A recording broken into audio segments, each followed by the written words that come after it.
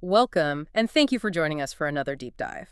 I want you to start by picturing the United States military as it exists today. You are probably imagining a massive, technologically advanced, globally deployed force. Right. Hundreds of thousands of active duty personnel stationed all over the world. Exactly. Well, hold that thought, because I want you to completely rewind the clock to the year 1914. Just imagine this contrast.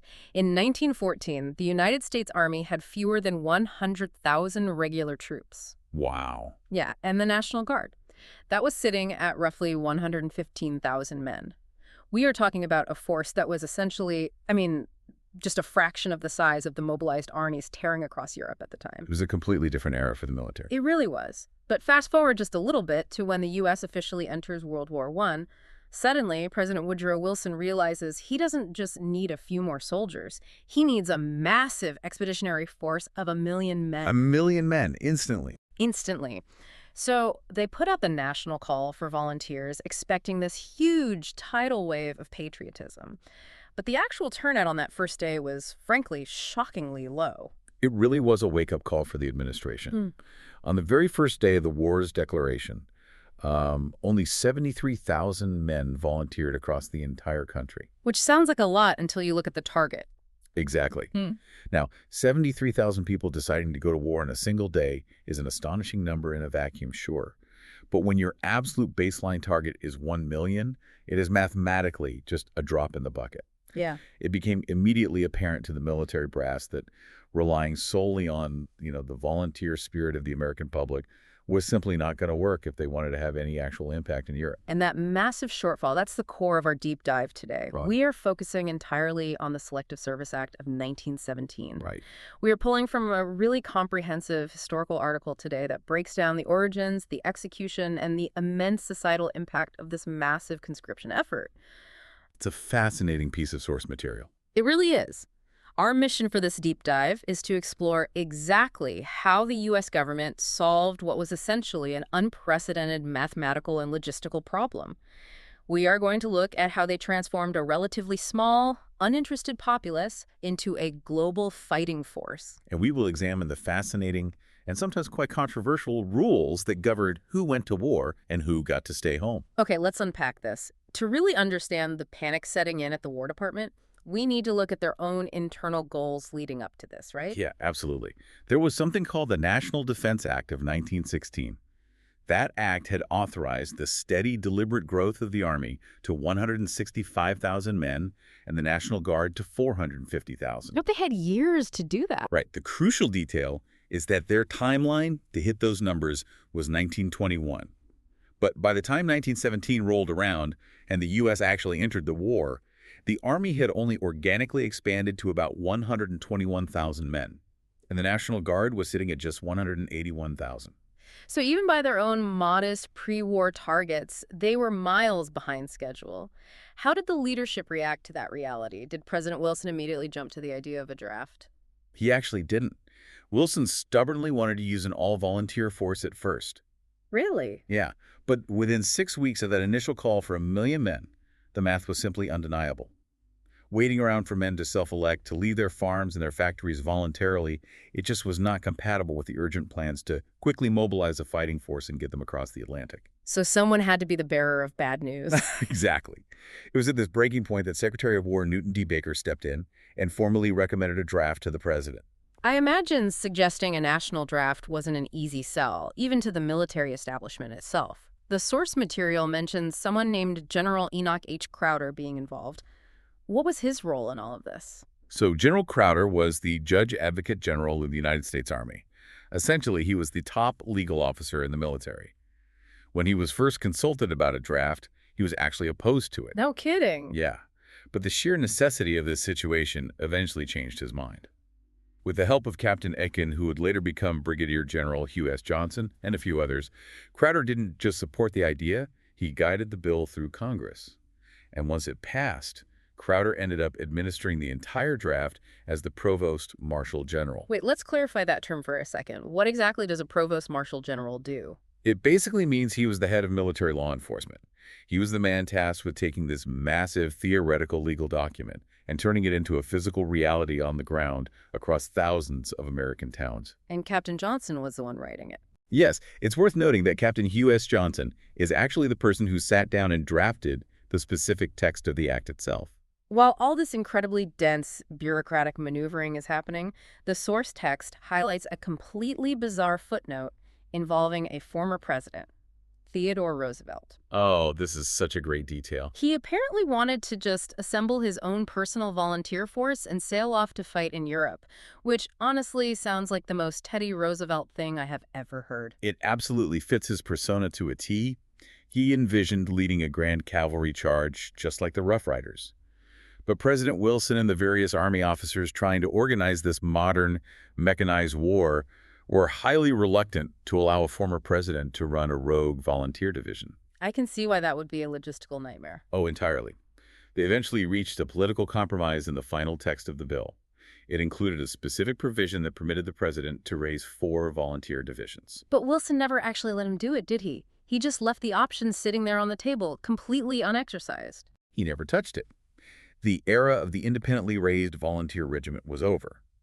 If we connect this to the bigger picture, shifting from a volunteer army to a massive, centrally controlled, drafted military was a profound philosophical change for the country. Because of the scale. Because it fundamentally altered the relationship between the American citizen and the federal government. For the first time on this scale, the government was claiming the absolute authority to compel millions of individual men to leave their homes, cross an ocean, and fight a war they previously had very little interest in. And that brings us to the next massive hurdle. You have the legal authority to draft people, sure, but how do you convince a highly uninterested, sometimes openly hostile populace to actually support this war, let alone support a draft? They had to build a public relations machine completely from scratch. Exactly. The source introduces a man named George Creel. Who was he, and what was his strategy? George Creel was a veteran of the newspaper industry, and he was brought in to be the United States official war propagandist. He established something called the Committee on Public Information. And the scale of what they accomplished is just staggering. They recruited a literal army of 75,000 public speakers. Wow. They called them the 4-Minute Men. Because their speeches were meticulously timed to last exactly 4 minutes. Can you imagine trying to get a crowd's attention for 4 straight minutes today? They had essentially invented the analog equivalent of a TikTok algorithm. Short, punchy, highly targeted content delivered everywhere, all at once. That's a great way to put it. The numbers are wild. These 75,000 speakers delivered 750,000 of these 4-minute speeches in 5,000 different cities and towns across America. There were movie theaters, town squares, union halls. You just couldn't escape them. What's fascinating here is the sheer length the government went to in order to manufacture consent, especially among the working class. Creel knew that labor strikes or anti-war sentiment among factory workers could entirely cripple the war effort. So they targeted them specifically. Yes. He later helped form the American Alliance for Labor and Democracy. They brought in Samuel Gompers, a massively prominent union leader, to serve as president of the alliance. The explicit goal was to win working-class support for the war and unify national sentiment. They even set up branches in 164 different cities. But according to the source material, this massive push wasn't a total home run, was it? Did the working class actually buy into it? Not entirely. While many labor leaders went along with it, and some prominent socialist leaders actually shifted to a pro-war stance, the majority really did not. The rank-and-file working-class support for the war remained lukewarm at best. So the propaganda had its limits. Right. The source explicitly states that this specific propaganda campaign targeting the working class was ultimately unsuccessful in changing their underlying sentiments. But even if the propaganda didn't entirely win over the working class, the government did something else structurally that fundamentally changed how the public viewed the fairness of this draft. They closed a massive, highly controversial loophole that had existed since the Civil War. Walk us through how the Civil War draft worked and why people hated it so much. This is a critical distinction that really shifted public morale. During the Civil War draft, a drafted man could legally avoid service by simply hiring another man to serve as his substitute. Or he could pay a commutation fee directly to the government. Just buy his way out. Exactly. As you can imagine, this created a very powerful perception that the wealthy were just buying their way out of the war while the poor were sent to die. It led to the phrase, a rich man's war and a poor man's fight. He was deeply resented and seen by the general public as highly dishonorable. And the Selective Service Act of 1917 squashed that entirely. Section 3 of the Act explicitly prohibited the practice. It stated that no person liable to military service could furnish a substitute, nor could any substitute be received. Right. Furthermore, no one could escape service or be discharged prior to the expiration of their term by a payment of money or any other valuable thing. You couldn't buy your release, period. That single legislative decision leveled the playing field in a very visible, tangible way. And when you look at the final results, this draft was incredibly effective compared to historical attempts.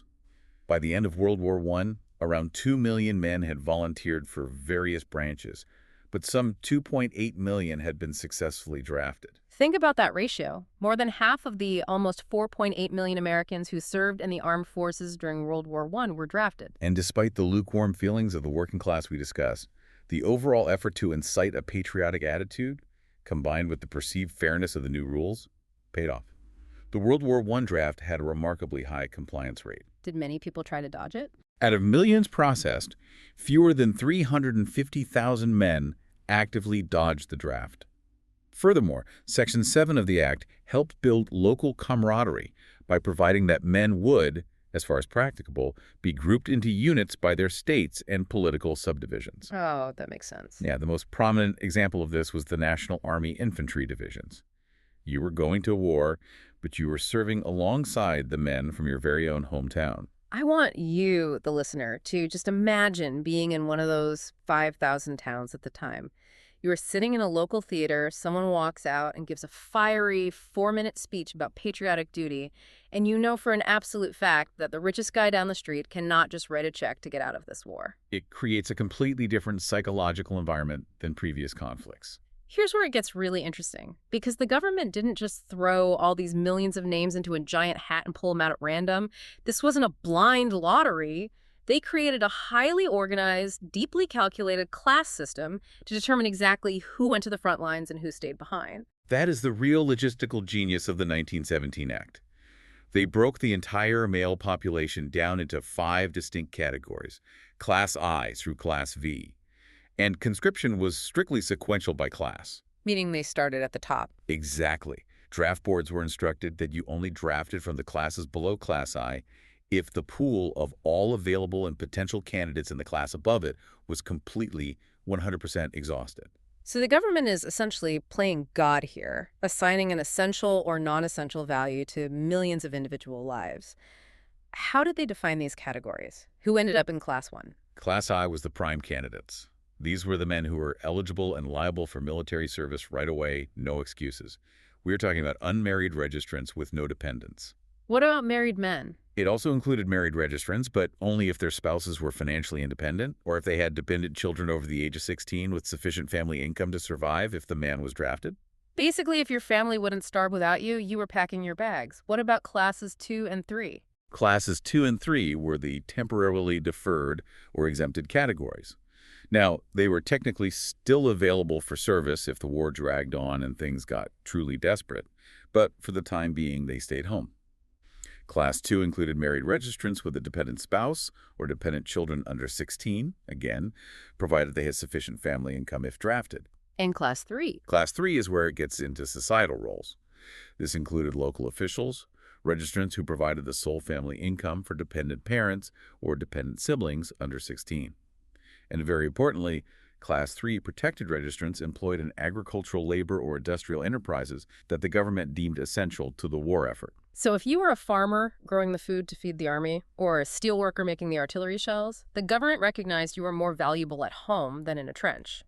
Then we moved to Class 4, which was exemption due to extreme hardship. Right, the real hardship cases. This included married registrants with a dependent spouse or children, where the family income would be completely insufficient if they were drafted. It also included men with a deceased spouse who provided the sole income for dependent children under 16, or registrants with deceased parents who provided the sole income for dependent siblings under 16.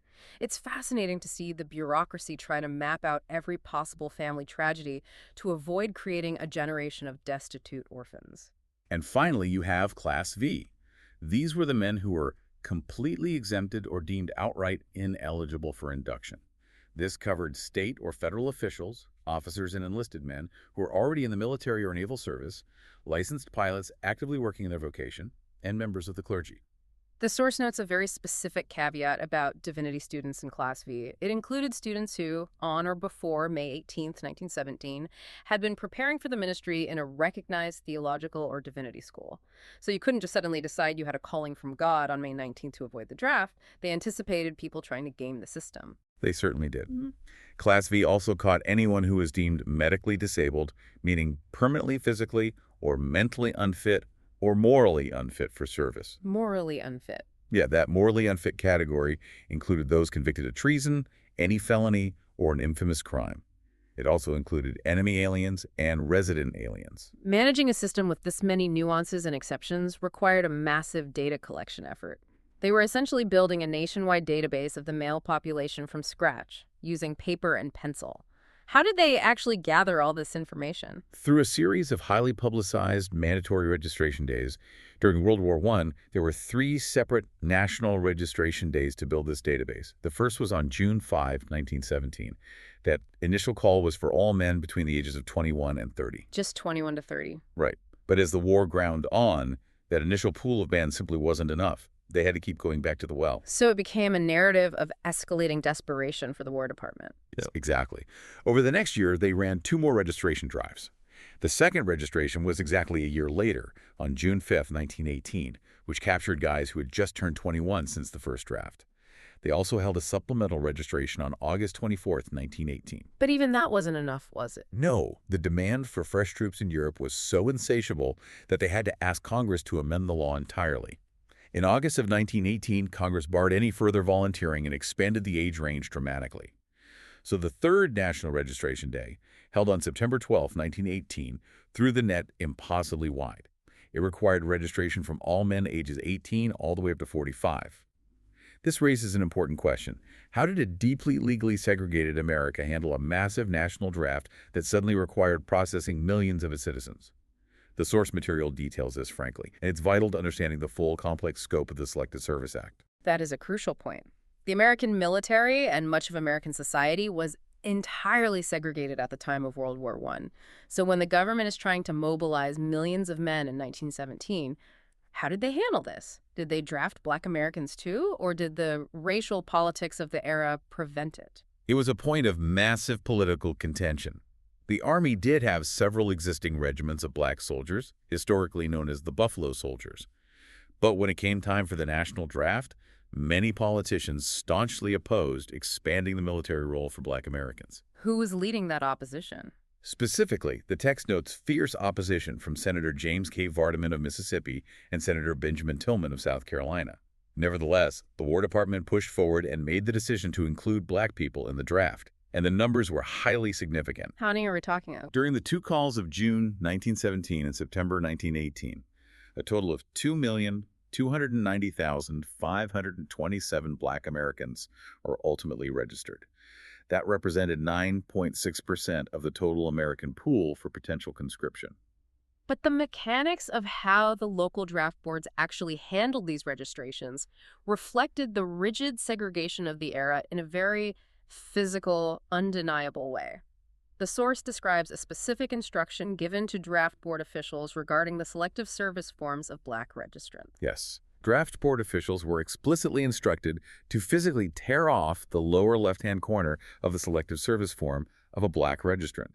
That missing corner was the immediate visual indicator designating that man for segregated units. Just think about the cold bureaucracy of that for a second. Prejudice wasn't just a sentiment or a quiet understanding. It was physically engineered into the shape of a piece of paper. A torn corner dictated your entire military fate before you even put on a uniform. Once they were drafted, how did the military deploy them? Their military roles were heavily restricted by the War Department. The decision-making was influenced by several factors, including racial prejudices of the time and specific events like the August 1917 Houston riot, where armed Black soldiers fired upon Houston police and civilians. So what roles did they end up in?